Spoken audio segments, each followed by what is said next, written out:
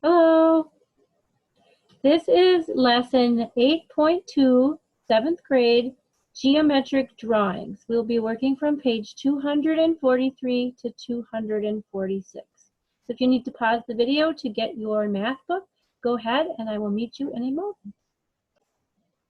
Okay, today we have a little bit of notes to take first. So we are going to first talk about our standard. So our standard is going to be G2, Geometry 2. I can draw triangle shapes when given the length of all three sides or the measure of two angles and the included side. So we will be working with that. So we got to have a little bit of definitions and a little bit of description first. So here's some notes that I will share with you on Google Classroom as well. So a theorem is a statement that has been proved to be true. In geometry, there are many theorems or proofs to why geometric shapes and angles have given conditions. And you're going to be learning lots of theorems, particularly when you get into high school and you're working with geometry. So a couple we're going to learn now is the triangle inequality theorem. The triangle inequality theorem says that the sum of any two sides must be greater than the measure of the third side. Otherwise, a triangle cannot physically be formed. So for example, here I have a triangle. Now this is an actual triangle. These numbers are not accurate because what you're going to find is that this would not form a real triangle in real life. So it'd be more like something like, let me get a line here. It'd probably be more like something like that. Would be the real actual one if these were the dimensions. Well, actually, this would have to be a little bit taller. Well, it'd be close. Anyways, so let's take a look at what this theorem means. So that would mean that A plus B must be greater than C. So let's look what A is. So A is 4 and C is 3. So 4 plus 3, oh, A and B. So 4 and 10. So A plus B must be greater than C, which is 3. So is 4 plus 10 greater than 3? No, it's false. How about B plus C must be greater than A? So B, 10, plus C, 3, must be greater than 4. That's also false because 13 is not greater than 4. And then the last one is A plus C, 4 plus 3 must be greater than 10. That is also false. So you can test all three sides, but there is a shortcut. So the triangle we were describing here would probably look like this. The shortcut is that you only really need to test the two shorter sides and make sure that their sum is greater than the largest side. So if we go back up here, 4 and 3 are smaller than 10. So we would just test 4 plus 3 would have to be greater than 10, and it is not. So that would be the only one we'd really have to do the test, and then we'd know right away that it's not going to be a triangle. So 4 plus 3 is greater than 10, and we would know that that would be false. Oops. False. Okay. Now, a conjecture. I'm going to erase this. A conjecture is an educated guess based on a pattern seen in geometry. So geometry is full of theorems and full of conjectures. So the conjecture you're going to learn about today is the triangle sum conjecture. You might already know this one. All angles of a triangle must add up to 180 degrees. So here's an example. This is a triangle. This is a famous right triangle that you're going to learn all kinds of things about when you take geometry and when you take trigonometry. 45, 45, 90 is a triangle. So if I was to add 45 degrees, that's this angle. Let me get my little spotlight. That's this angle here. And then we have this angle here. And then we have that angle there. So 45 plus 45 plus 90 is equal to 180 degrees. And a triangle must always have its angles add up to 180 degrees. Otherwise, it's not a triangle. So now what I'd like to do is some stuff with a protractor, and I'm going to show you that in the document camera. So I will be meeting you again under the document camera. Okay, I'm going to be working from page 244, which is showing you the two angles and their included sides. So let's take a look at that. So we're going to follow the steps. It's a little confusing, but I'll show you once you see it done, it's easy. You're going to use a ruler to draw a 2-inch line. So I've got my ruler here. And I'm going to move up the paper a little bit. I'm going to draw a 2-inch line. So I'm going to start at the edge of the ruler and go to the 2. Right there. There's my 2-inch line. Step 2, I'm going to place the center of the protractor on the left end of the 2-inch line. And then I'm going to make a 30-degree angle mark. So I've got my protractor here. By the way, I printed this off the computer. If you need one, I'm going to put that on Google Classroom as well. So I'm going to find the hole in my protractor here, this hole. I'll move my ruler. And I'm going to put the hole right on the edge here of my line. You can see that.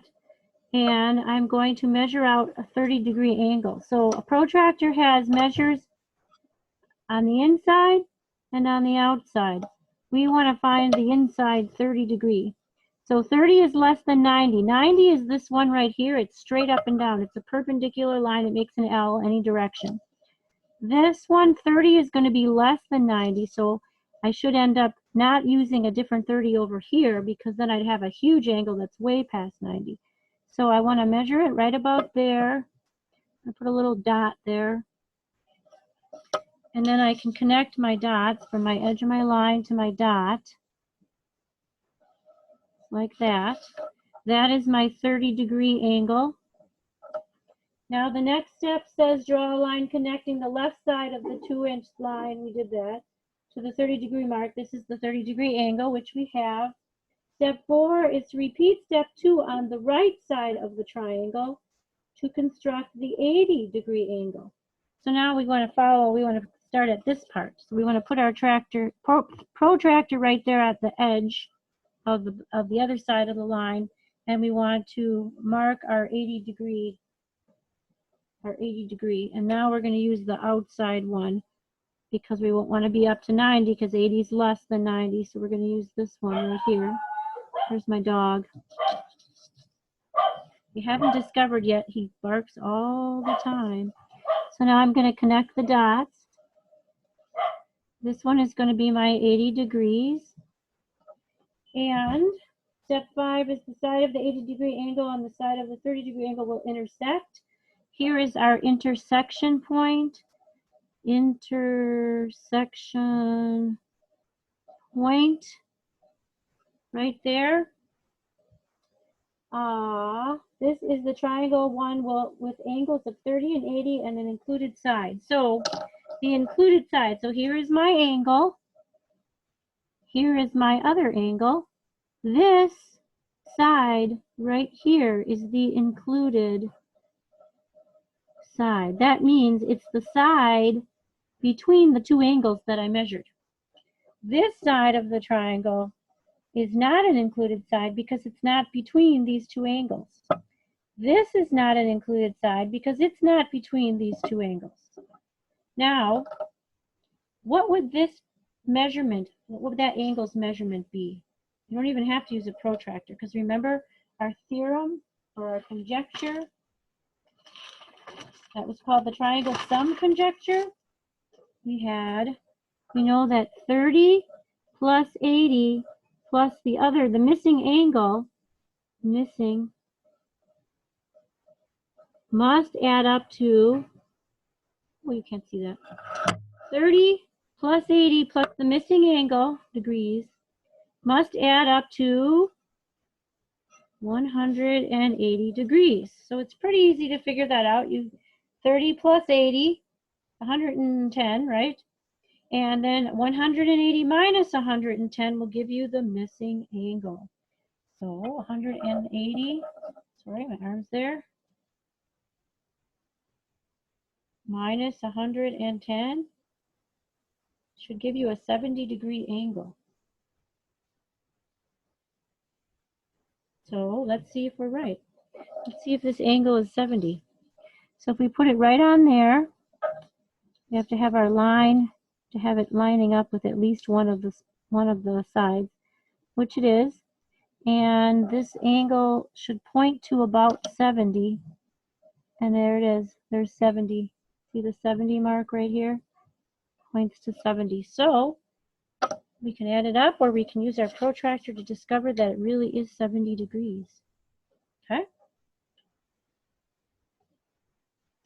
So when you are given two angle measurements and the included side, you are able to draw the triangle, which we were able to do. And where the two sides meet, you'll form a triangle. So when we drew this side and then we drew that side, where they intersected, where they meet, we formed a triangle. Okay, now we're on our guided practice, page 200 and I believe 45. Let me double check. Yes, 245. So you need to pause the video and get there.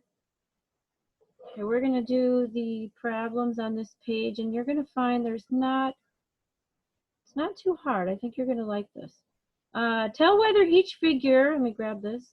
Tell whether each figure creates the conditions to form a unique triangle, or basically one specific triangle, more than one triangle, or no triangle.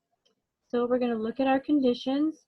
We have, in this situation, we have the included side. If I can type that. We have the some capitals. Included side. I'll shrink that down. You shrink it down too much, doesn't work, does it? Included side. So this is our included side. I'll try to draw an arrow to see what I'm doing. That's our included side. This little mark here, right here, that means 90 degrees. That little perpendicular or square in the corner of an angle, you're going to learn that, and you're going to know that like the back of your head. So 90 degrees, and this is a 45 degrees. So this is the included side, this is the angle, and that's the angle. So if you know two angles and the included side, you know that you have a triangle that will form. So if I was to take this line and continue to extend it, I have now formed a triangle where the points intersect right over here. The points intersect. So the question is, does it form a triangle, a unique triangle? So the answer is yes, right? It does. So yes,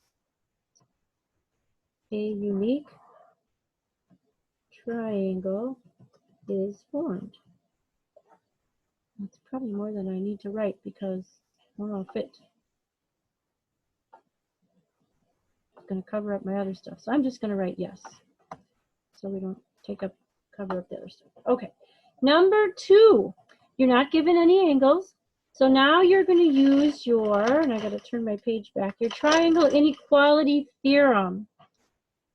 That says that the two shorter sides, when added together, must be greater than the longest side, right? We said we have to have all sides added together have to be greater than the other third side, but the shortcut was just to add the two shortest sides and see if the sum is longer than the longest side.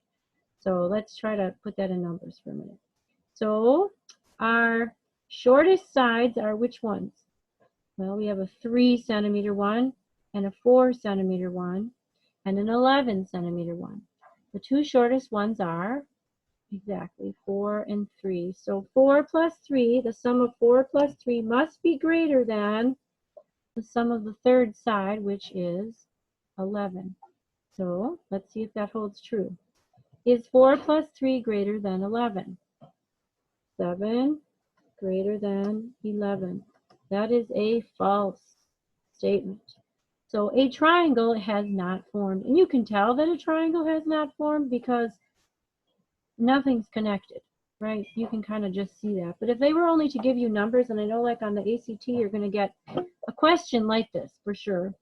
And you would have to say, no, that's not going to form a triangle because 4 plus 3 is less than 11, not greater. Okay, so that one would be no. That will not form a triangle.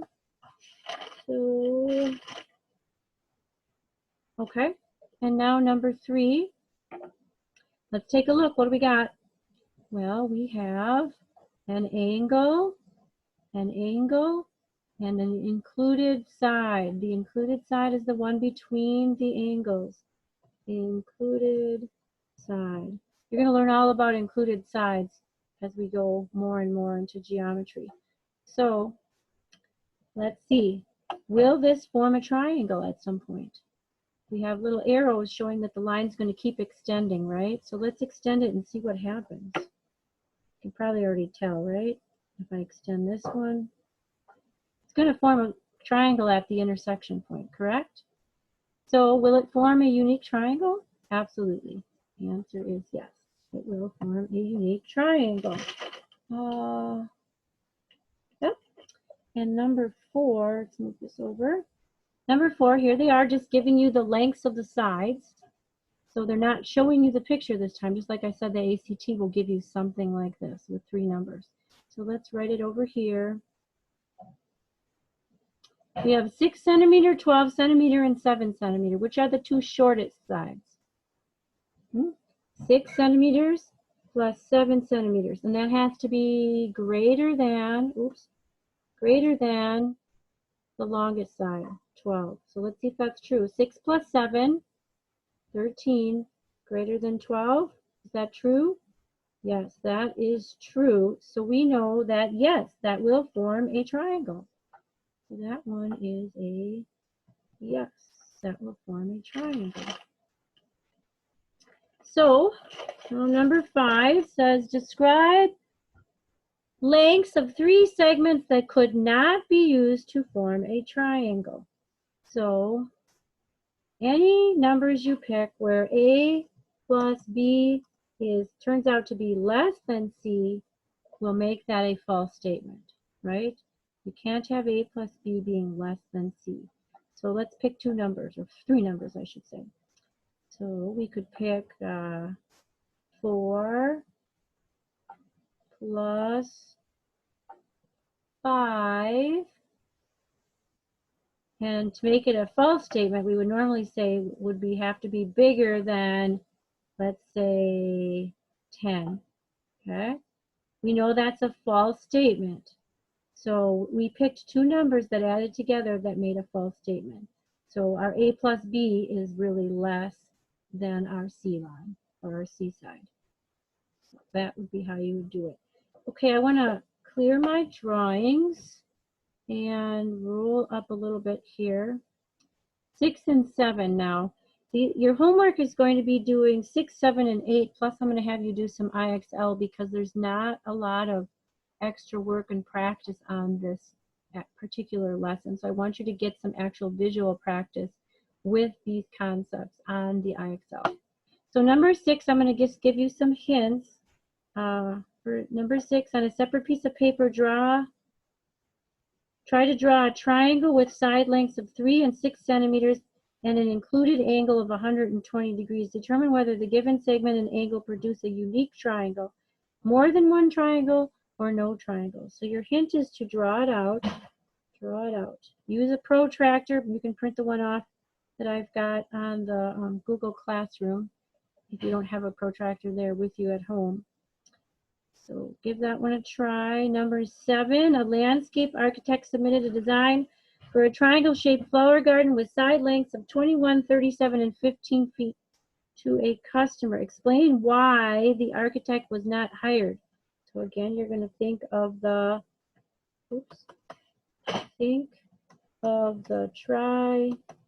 triangle inequality theorem, okay, for that one.